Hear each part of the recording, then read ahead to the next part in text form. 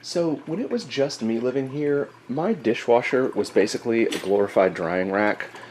I mean, I wouldn't go through that many dishes, and it would be so little that it would make more sense to just do them by hand. And then, if the drying rack over here ever got too full, I could just spill them over here and let them dry here and then put them up. I maybe ran the thing like 6 times, 7 times in the first year that I lived here. Then I had kids, and it became my new best friend.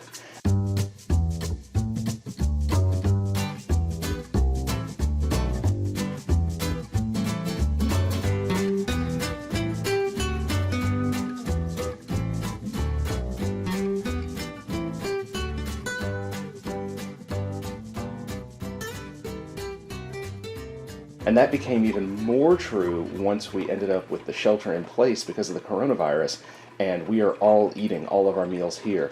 I am running this thing at least every other day, and we are rapidly approaching needing to run it every day because of how quickly it fills up. This is only empty because we took care of it last night. Or consider coffee. When it was just me, I would use this cone to make my coffee, and that was perfect for me. I would just do it for myself, and it was a nice little ritual. But then when Y got here, and he was like, I drink coffee too, I knew that was not going to be sustainable. So we went out and we bought this coffee pot. And I almost got the 4-cup one. And now I'm really glad that I got the 12-cup one, because once M got here, he was like, oh, I drink coffee too. So between the three of us, we go through the better part of a pot in one morning.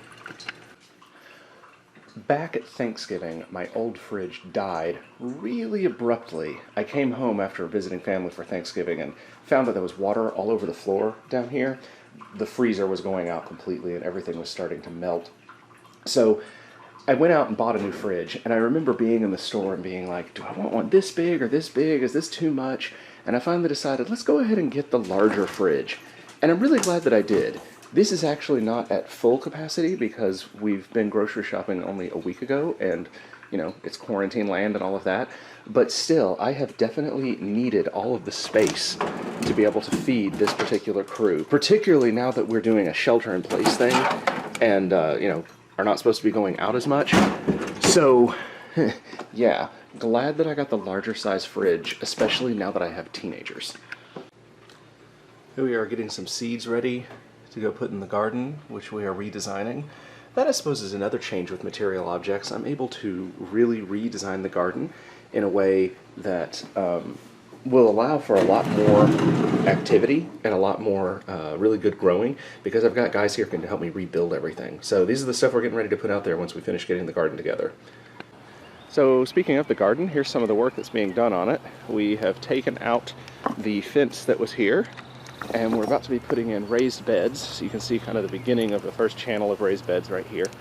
And it's going to go all the way down to the corner there, and then come down along the property line, and then it'll taper in towards the house. So there's still room to walk down that alleyway.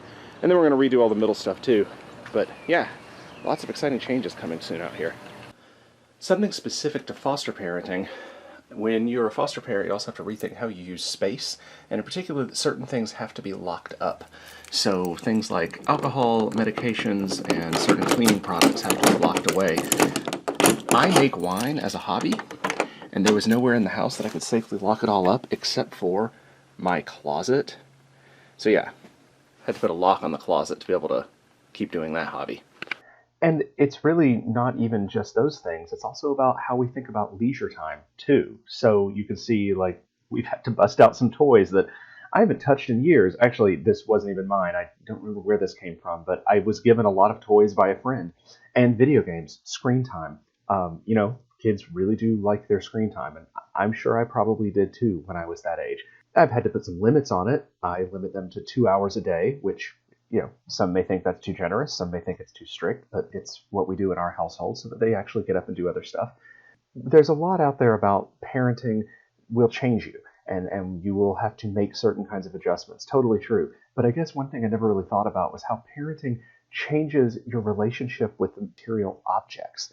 And that's actually pretty significant. Now, I'm sure if I had had babies and toddlers, probably there would be yet other differences, but not my experience, so I can't really speak to it.